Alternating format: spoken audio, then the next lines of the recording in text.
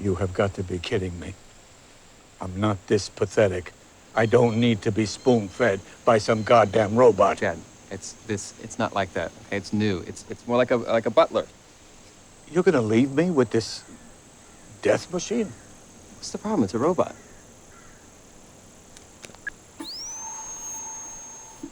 Hi, Frank. It's a pleasure to meet you. How do you know? Tell me, the one thing I've been wanting to know about this film more than anything is what was it like being in the pitch meetings where you say it's about a 70-year-old has-been cat burglar who gets a robot to kind of steal for him, and it's got no big stars and no sci-fi action with things blowing. That should have been our pitch, yeah, right? That's a good pitch. It would have been much easier if we used that. But it has Susan Sarandon and Frank Langella and Liv Tyler and so they were already on board. Well, yeah. Frank came on board first. And that's what gave the movie the rocket fuel. You know, then Susan came on board, and then Liv Tyler came on board after that, and then James Marsden, and then Peter Sarsgaard didn't come on till later. For the voiceover. How late into the process did you get Peter? Very late. And can you tell us any other names that were in the running, being that it was late, and where he was? He was obviously on the top of that list. The only funny name that was in the running was Frank Langella's nephew, who actually was a PA in the shooting and did the robot's lines during every day of shooting. And he was rather good. And he did the temp voice. He was really good. So in our rough cuts, he was the voice of the robot. And we really did. Everybody started to fall in love with his voice. Oh, you brought your little friend. Hi there. Where's Mr. Darcy? Mr. Darcy? Are you two enjoying the party? I'm functioning normally. As am I.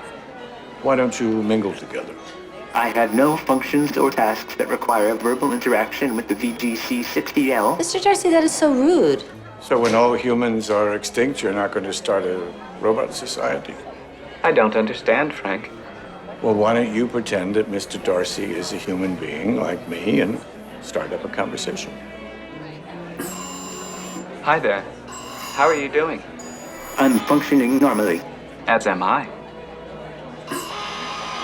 It's funny, the script was written by my friend Christopher Ford, and it was an idea he actually had back in film school. So he had made a kind of short version of it 10 years ago. So we kind of had an idea in mind already what the robot would look like. And then we kind of developed the feature together. So we always kind of had it in mind as we were working on it. Rachel Ma is the girl in the robot suit. It's no fun in 100-degree heat in upstate New York in a suit you can barely breathe in.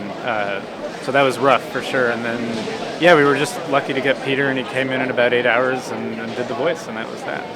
Your old band do the music for this film. Yes, that's right. What was it like getting the band back together? Back together? Well, the band is actually just a man. It's just Francis, even though he calls himself Francis in the Lights. So, I mean, he's been together ever since I stopped playing with him. But it was great. I mean, I've never made a movie, and he's never done a film score before, and we both just kind of figured it out and watched a bunch of movies and kind of tried to come up with it as we went along. I hate hikes. Goddamn bugs. You see one tree, you see them all. Just hate hikes. While my program's goal is to improve your health, I'm able to adapt my methods. Would you prefer another form of moderate exercise? I would rather die eating cheeseburgers than live off steamed cauliflower. What about me, Frank? What do you mean, what about you? If you die eating cheeseburgers, what do you think happens to me? I'll have failed. They'll send me back to the warehouse and wipe my memory.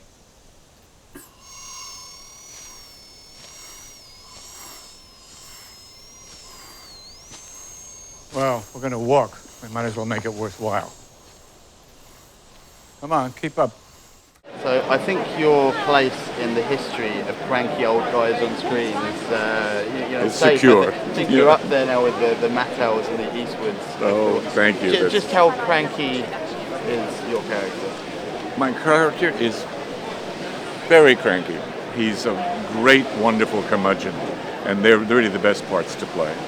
He's an unsentimental, selfish old guy who wants his way, and his children bring him a robot to try to make life easier for him, and he ends up making life worse for them.